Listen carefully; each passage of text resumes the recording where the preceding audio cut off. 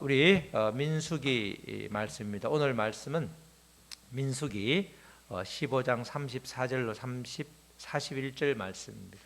민수기 15장 32절로 41절 말씀, 구약 성경 제 성경으로는 221면에서 222면에 걸쳐 있는데 한 절씩 교독하겠습니다. 민수기 15장 32절로 41절, 32절 먼저 읽겠습니다. 이스라엘 자손이 광야에 거류할 때에 안식일에 어떤 사람이 나무하는 것을 발견한지라. 그 나무하는 자를 발견한 자들이 그를 모세와 아론과 온 회중 앞으로 끌려왔으나 어떻게 처치하는지 지시하심을 받지 못한 고로 가두었더니 여호와께서 모세에게 이르시되 그 사람을 반드시 죽일지니 온 회중이 진영 밖에서 돌로 그를 칠지니라. 온 회중이 곧 그를 진영 밖으로 끌어내고 돌로 그를 쳐 죽여서 여호와께서 모세에게 명령하신 대로 하니라. 여호와께서 모세에게 말씀하여 이르시되 이스라엘 자손에게 명령하여 대대로 그들의 옷단 귀에 술을 만들고 청색건을 그 귀의 술에 더하라.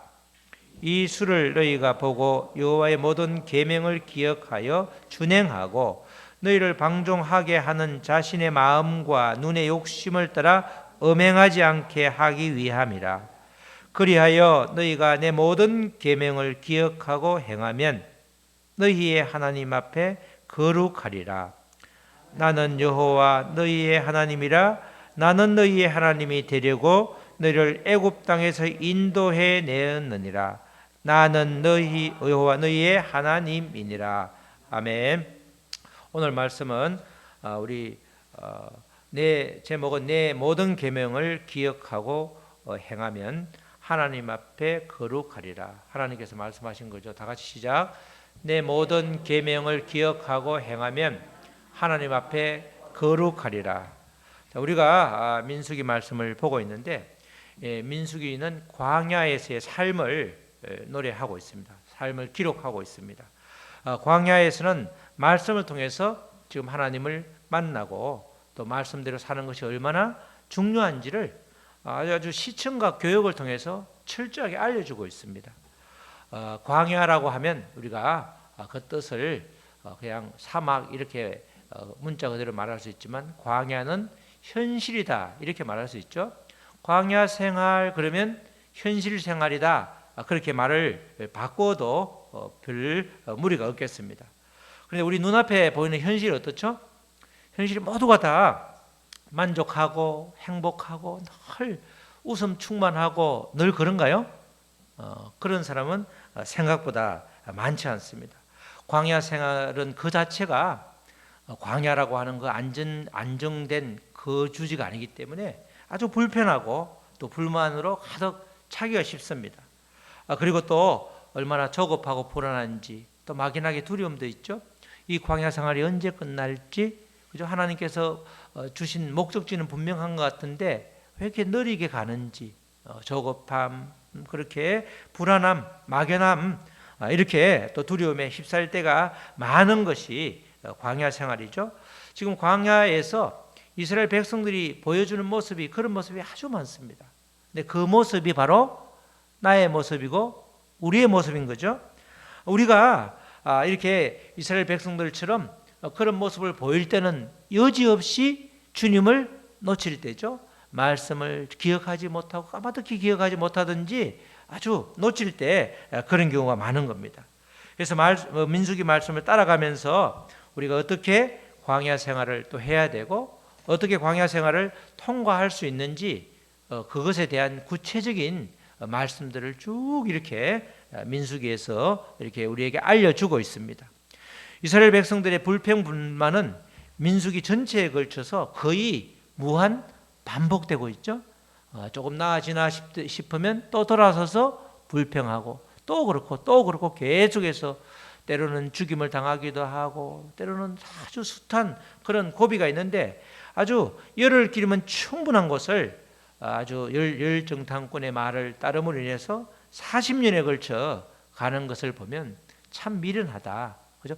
우리가 일정 기간을 통과하면 모든 것이 해결될 수 있는데 그 기간을 그죠? 그렇게 아주 입방등을 뜨는 바람에 믿음의 기반을 두지 않는 불평불만의 말 때문에 오히려 엄청난 광야 생활을 자초하게 되는, 하나님께서 그런 광야 생활을 길게 하게 하려고 계획을 하지 않았는데 내가 자초하는 그런 상황이죠. 우리도 마찬가지입니다. 우리도 내가 여러 가지 광야 생활 또 여러 가지 힘든 어려운 생활을 내가 자초하는 경우가 굉장히 많습니다. 하나님은 원래 그런 계획이 아니셨는데 내가 자초함으로 인해서 원망은 하나님께 하고 등을 돌리면서 믿음 생활을 떠나는 사람이 얼마나 많은지 정말 정확하게 내가 누구인지 실체를 모르면 이런 경우가 얼마든지 있을 수 있는 거죠. 이래서 우리가 민수기 13장 14장을 통해서 아주 12정탐꾼 이야기를 자세하게 보았는데 정말 그 단적인 아주 불평불만의 단적인 예를 잘 보여주고 있습니다. 광야 생활을 하면서 어느 누구도 한 사람도 정말 너무 좋다고 만족감을 드러내면서 그렇게 광야 생활을 누리는 사람은 거의 없겠죠. 광야 생활은 모든 것이 불편하고 자칫하면 불평불만과 불문으로 이어질 수 있기 때문에 우리가 또 특별히 광야는 영원히 머무르는 곳이 아니라 나그네로서 잠시 스쳐 지나가는 곳이기 때문에 반드시 불만이 아니라 당연히 불편할 수밖에 없는 거죠.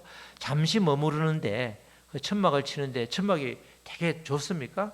아주 바람이 불고 눈이 확 오면 무너질 수도 있고 굉장히 밑에 땅이 고르지 않기 때문에 잘못 이렇게 매트를 깔지 않으면 등이 벽에서 잘 수도 없는 곳이 그런 곳인데 광야 생활은 원래 그런 곳입니다.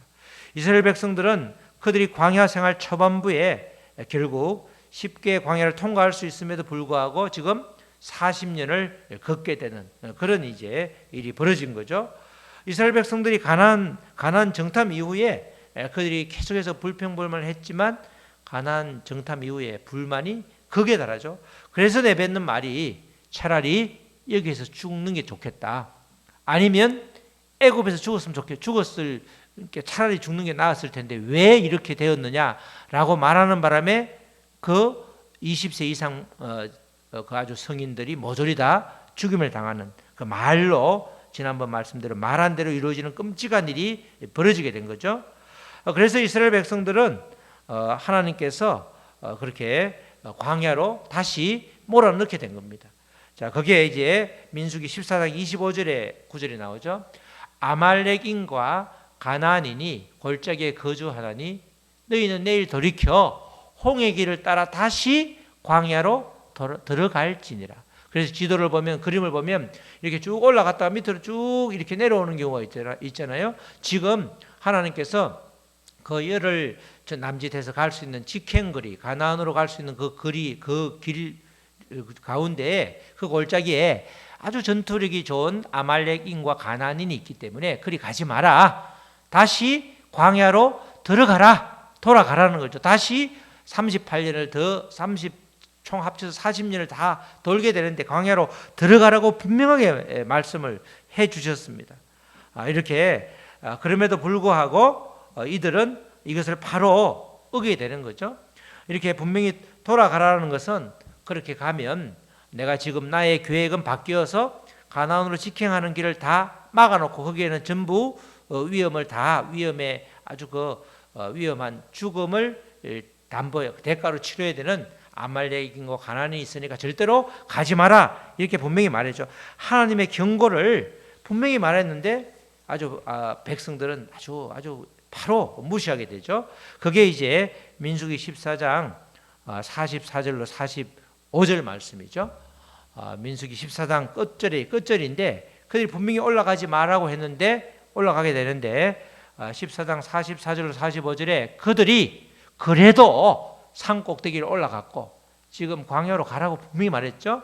그래도 산 꼭대기로 올라갔고 여호와의 언약궤와 모세는 진영을 떠나지 아니하였더라. 가만히 있는데 올라간 거죠. 아말렉인과 산간지대에 거주하는 가나안인이 내려와 그들을 무찌르고 호르마까지 이르렀더라. 결국은 죽임을 당했다는 거죠.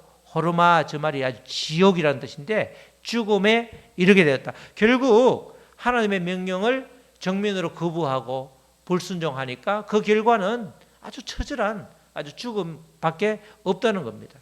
분명하게 올라가지 마라 이렇게 말씀을 했는데도 불구하고 그렇게 하나님이 많은 것을 보여주고 하나님이 살아계심을 경험하고도 하나님의 말씀을 가볍게 여기고 이렇게 쉽게 불순종한 대가는 죽음이라는 겁니다. 그들에게 하나님에 대한 신뢰는 여전히 부족한 것이 문제였죠. 그렇게 말로 다 할 수 없는 하나님을 엄청나게 거스린 그런 말들, 분명히 약속을 했음에도 불구하고 약속을 전혀 믿지 않고 그렇게 아주 정면으로 반박하고 거부하고 신뢰하지 못한 그 문제 때문에 이렇게 광야 생활을 오래 하게 되었는데, 광야 생활을 다시 하라고 한 그 첫 번째 바로 말씀을 어기는 그런 일들이 벌어지고 있습니다. 이런 문제는 우리 모두에게도 동일하게 해당되죠. 내가 하나님에 대한 신뢰가 분명한지 그래서 늘 점검하고 그것이 조금 흔들린다 그러면 빨리 뒤돌아서 다시 그럼 와야 되는 거죠. 하나님께 돌아오는 것을 절대 주저하면 안 되는 겁니다. 보통 사람들 옛날에 우리 어릴 때 보면 일찍 집 나간 사람들이 성공해서 그죠? 다시 고향을 오려고 하죠.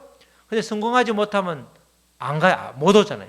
근데 부모들은 성공을 했든 안 했든 맨 처음에 집 나가면 화가 나서 이놈의 자식 이렇게 울분이 쏟아지지만 시간이 지날수록 어딘가에 살아있으면 좋겠다 이런 마음이잖아요. 큰 선물 보따리를 들고 오는 것이 아니라 그 생명이 있어서 언제든지 빨리 왔으면 좋겠다. 그게 하나님의 마음이기 때문에, 그 부모의 마음이기 때문에 하나님도 마찬가지로 우리가 내가 이게 아니다 싶으면 빨리 돌아가는, 청산하고 돌아가는 그것을 주저하지 말아야 되는 거죠. 하나님은 언제나 우리를 무한 사랑하기 때문에 반드시 그렇게 늘 내가 하나님에 대한 신뢰가 분명하지, 하나님이 나에 대한 믿음은 정말 내가 상상하기도 힘들 정도로 나를 사랑하고 나를 믿어주시는데 내가 하나님에 대한 신뢰가 없다 보니까 그것이 늘 우리가 다람쥐 쳇바퀴도 믿음은 자라지 않고 늘 그 자리에 있고 오히려 후퇴하는 느낌도 받게 되는 것입니다. 이렇게 수시로 이스라엘 백성들이 하나님을 실망시켰음에도 불구하고 이스라엘 백성들에 대한 하나님의 약속은 아주 분명하죠. 하나님은 변함없이 하나님의 백성들을 사랑한다는 그 사실이죠. 하나님은 그들이 들어갈 약속의 땅에 대한 희망을 절대 포기하지 않으셨습니다. 그래서 이 14장 이후에 나오는 이야기가 다시금 제사에 대한 이야기를 반복하고 있습니다. 제사라는 것은 어디서 제사를 드리는 거죠? 광야에서 제사를 드리는 게 아니고 어디에서 드리죠? 가나안에서 드리는 그 율례, 그 계명을 다시금 반복하게 해준다는 것은 내가 반드시 너희들과 함께 너희를 이끌고 가나안 땅까지 가겠다는 그 약속을 이렇게 표현하고 있는 겁니다. 정말 우리가 제사에 대한 규정이 번제, 무슨 화목제 내용이 매일 소 잡고 염소 잡고 양 잡고 비둘기 잡아 드리고 흔들고 이러는데 도대체 그게 왜 자꾸 반복되나? 수없이 하나님께서 가나안으로 반드시 너희를 인도하겠다는 그 약속의 말씀이죠. 너가 아무리 나한테 돌아오면 한없이 너를 받아줄 것이고 너를 영원한 생명을 허락해서 하나님 앞으로 인도하겠다, 그 약속을 계속해서 해주는 겁니다. 이렇게 출애굽 2세들에게 가나안으로 반드시 들어가게 된다, 그것을 알려주고 있죠. 하나님은 무슨 일이 있어도 하나님의 백성들을 포기하지 않는다는, 그게 아주 정확하게 그것을 보여주고 있는 겁니다. 제사 규정에 이어지는 말씀이 이제 오늘 우리가 함께 읽은 안식일에 대한 말씀이죠. 하나님은 십계명을 포함해서 십계명의 제4계명도 안식일이고, 성경 첫날부터 그죠? 창세기부터 이렇게 사람을 천지를 창조하시고 또 안식일을 주시고 곳곳에 안식일에 대한 규정이 굉장히 많이 나옵니다. 안식일은 하나님을 향해서는 요사이 표현으로 말하면 예배 드리는 날이고, 하나님의 백성들을 향해서는 다음을 위해서 평안과 진정한 쉼을 누리라고 하는 거죠. 이 말씀을 통해서 내 영적인 고갈되었던 에너지를 다시금 회복하고, 우리의 영권이 회복되면 우리 몸도 굉장히 더 밝아지고 좋아지는 거죠. 질병이 우리에게 이렇게 질병이 판정이 났을 때 그 질병을 대하는 태도가 아주 중요한 것입니다. 정말 질병, 특별히 암에 걸리신 분들은 암 그러다가 암에게 먹히는 경우가 부지기 있었죠. 그러나 암을 오히려 아무것도 아니다. 예전에 지금 많이 이렇게 여러 가지 방송에 나와서 좀 그렇던데, 옛날 할렐루야 기도원이라고 포천에 자주 간 적이 있어요. 오살리 기도원에 가서, 오살리 기도원은 이제 밥을 돈을 주고 사 먹기 때문에 돈이 떨어지면 어정부 뒤로 쭉 가면 이제 할렐루야 기도는 다 공짜니까 거기 가면 암은 현수가막이 암은 감기와 같습니다 이렇게 말해요. 그죠? 보니까 진짜 암 환자 동호회가 있어가지고 유방암 환자에서 나은 사람이 일어나세요 이러면 쭉 수백 명이, 수십 명이 일어나고, 각종 암에서 고침받은 사람이 수십 명, 수백 명이 일어나더라고요. 암은 감기에 불과하다 그렇게 믿음으로 받아들이면 진짜 감기에 불과한 것이죠. 우리가 그만큼 우리가 영적인 회복이 일어나면 모든 것에서 누림이 있는 것입니다. 안식일은 하나님께 예배드리고 그 다음에 이어져서 우리가 영적인 쉼을 누리게 되는 그 하나님께서 주신 선물이게 되는 거죠. 안식일에 대한 그런 하나님의 명령이 있음에도 불구하고 어겼을 때 어떤 대가를 치르는지가 이제 15장 32절 36절에 나오죠.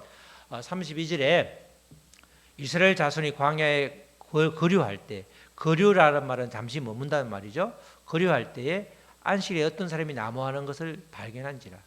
우리가 성경 말씀을 보면 우리 기준으로 볼 때는 아무것도 아닌데 이렇게 가혹하나? 이렇게 생각할 수 있지만, 하나님은 조그만한 걸 하나 어긴 사람은 큰 것을 어길 수 있기 때문에 정확하게 아주 이렇게 징계를 내릴 때가 있습니다.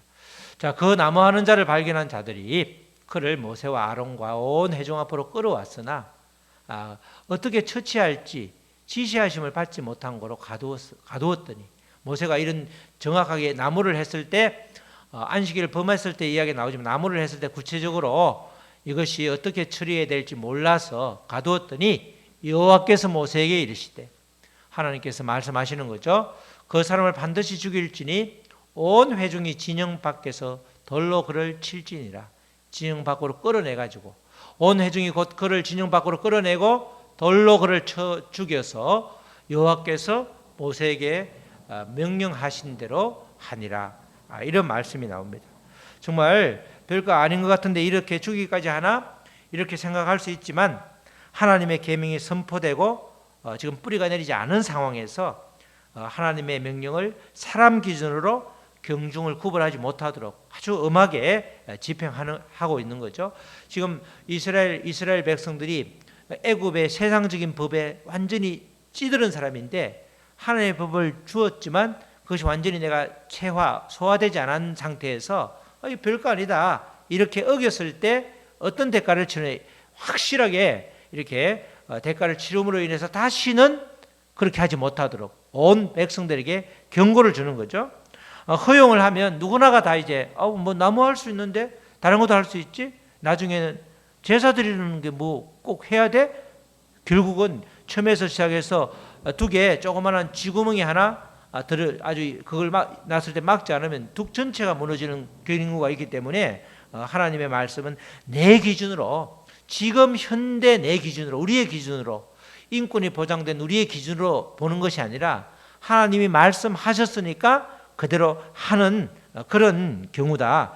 이렇게 내 기준으로 하나님의 명령을 가볍다, 중하다 이렇게 구별하고 판단하지 말라는 것입니다. 이런 상황이 발생하게 된 것은 결국은 하나님의 말씀을 듣고도 행함으로 이어지지 않았기 때문에 이런 일이 벌어지는 거죠. 하나님의 명령은 사람의 명령과 달라서 반드시 지켜야 하는 겁니다. 그냥 할 수 있지 않냐? 하나님이 다 말씀의 권유형으로 말하지 않죠. 야, 이런 걸 하면 좋겠어. 그런 구절은 단 한 구절도 없습니다.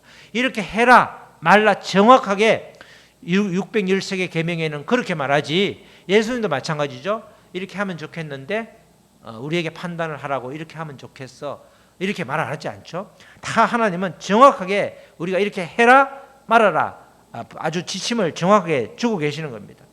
말씀을 듣는 것에서 머물면 이런 일이 벌어날 수 있죠. 그래서 말씀을 듣고 반드시 행할 때 이렇게 불상사가 일어나지 않는 것입니다. 지난번에 어느 교회 50주년 기념 예배에 갔는데 은퇴를 하신 그 원로 목사님이 와서 아주 그냥 말씀을 하시더라고. 자기가 진짜 이 은퇴하고 나서 이제 한 4, 5년 됐는데 1, 2년은 정말 너무 허무했대요. 한 게 하나도 없더래. 하나도. 말씀을 가르친 것밖에 없더래요. 말씀을 가르쳐서 지켜서 행하는 것까지 해야 되는데 가르치기만 하다 보니까 자기가 목회를 다 마치고 나서 인생이 허무하다는 거야. 한 게 하나도 없는 거야.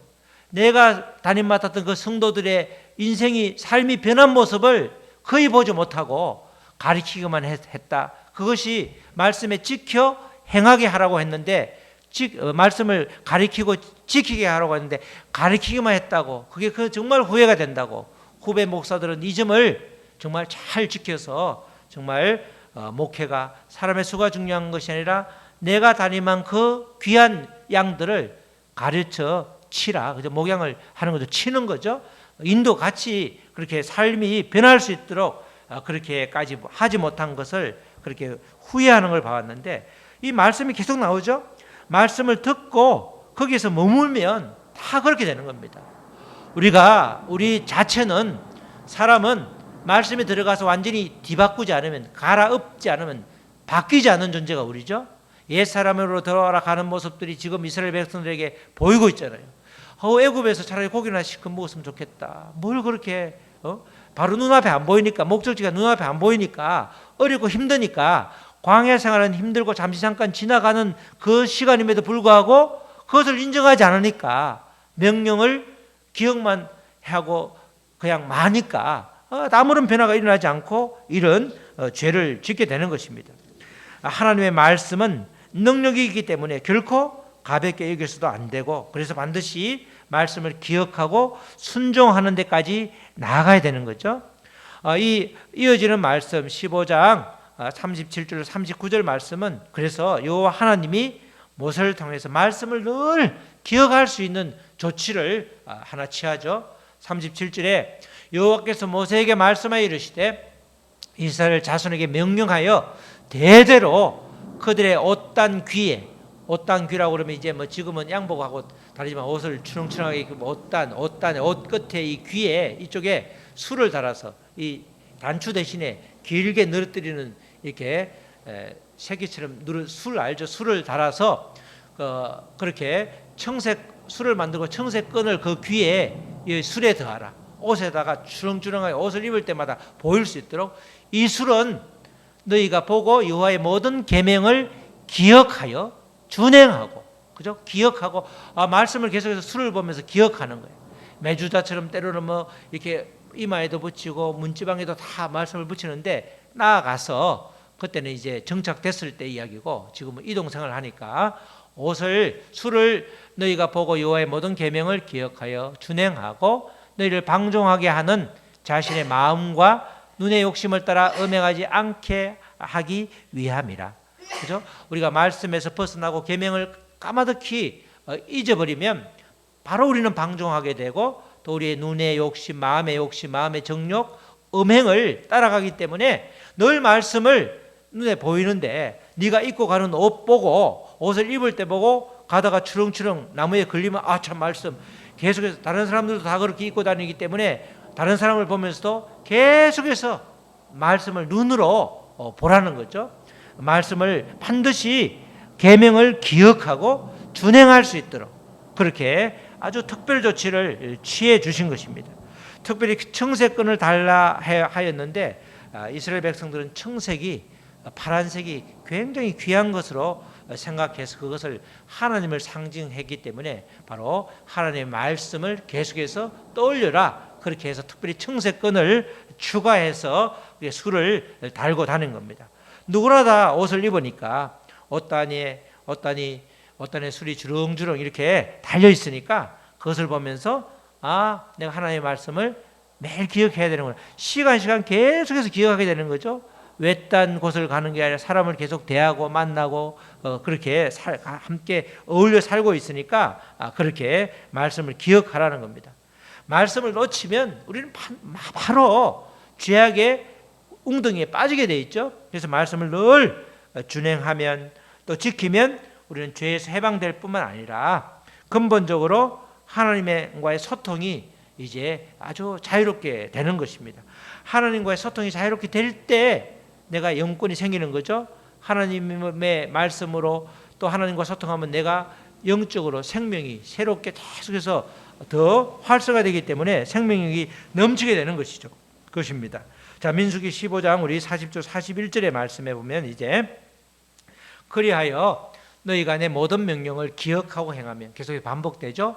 내 모든 명령을 가볍다 중하다 그렇게 하지 말고 모든 명령을 기억하고 행하면 너희의 하나님 앞에 거룩하리라. 이렇게 하나님과의 소통의 전제 조건이 달성되는 거죠. 거룩이라는 것은 반드시 하나님과 연결될 때 거룩하다고 그랬죠. 우리가 거룩한 물건 성물이라고 할 때는 하나님께 구별하여 드린다고 할 때 하나님과의 관계가 이어질 때 거룩하게 되는 거잖아요. 물건도 성물이라고 그러고 마찬가지로 사람도 성도라고 하는 것은 하나님과의 관계가 연결될 때 그 연결되는 통로가 바로 또 연결되는 것을 우리가 거룩이라고 하는데, 거룩할 때 그렇게 되는데 바로 계명을 기억하고 행하면, 예전에 한번 설교를 한 적이 있었죠. 말씀을 지키고 행하는 것이 거룩한 것이다. 거룩하게 된다. 그래서 하나님이 나는 여호와 너희 하나님이라. 나는 너희 하나님이 되려고 너희를 애굽 땅에서 인도해 내었느니라. 하나님께서 애굽에서 인도해 낸 이유는 내가 너희 하나님이 되려고. 그죠? 내가 너희 하나님이 되는 게 바로 앞에 나오는 것처럼 하나님의 말씀을 지켜 행할 때에, 거룩함으로 옷 입을 때에 우리는 하나님의 백성이, 언제나 하나님의 백성이 되고, 그럴 때 하나님이 나의 하나님이 되는 거죠. 하나님이 나의 하나님이 되면 모든 게 다 끝나는 겁니다. 항상 하나님이 나의 하나님이 안 될 때 늘 문제가 생기는 거죠. 한번 말씀드린 적이 있는 것 같은데 참 지금도 신실하신 분이에요.